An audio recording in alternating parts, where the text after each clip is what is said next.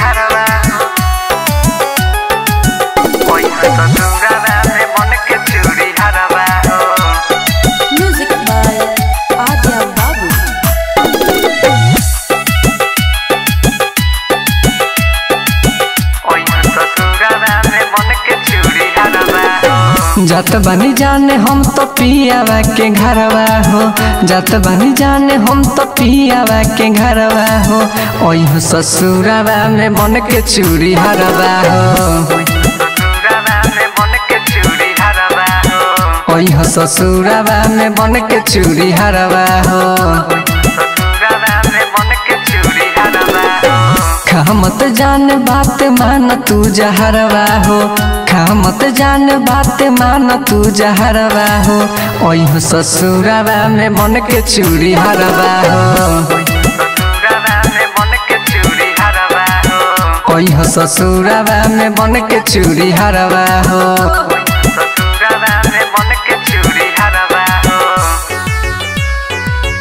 ओई ससुरावा में मन के चूड़ी हरवा साई आरती रिकॉर्डिंग स्टूडियो लालगंज वैशाली।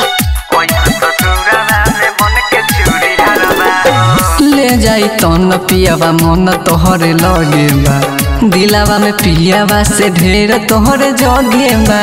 दिलावा में पियावा से ढेर तोहरे जोगे बा ले जाई तो न पियावा मन तोहरे लगे बा, दिलावा में पियावा से ढेर तोहरे जगे बा। फोनवा पले तो रहियो हरदम खबरवा हो, फोनवा पले तो रहियो हरदम खबरवा हो।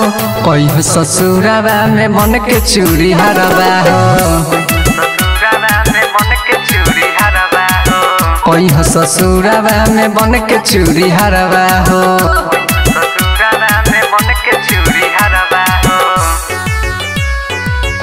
ओई ससुरावा में मन के चूड़ी हरवा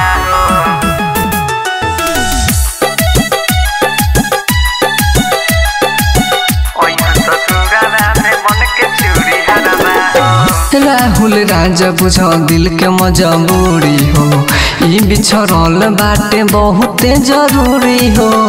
बिछड़ल बाटे बहुते जरूरी हो राहुल राजा बुझ दिल के मजबूरी हो, ई बिछड़ल बाटे बहुते जरूरी हो। सुम सुहाना इंदोल इसके मोड़ला भरवा हो, सुम सुहाना इंदोल इसके मोड़ला भरवा हो। ओई हो ससुरावा में मन के चूड़ी हरवा हो, ससुरावा में मन के चूड़ी हरवा ओई हो ससुरावा में मन के चूड़ी हरवा हो।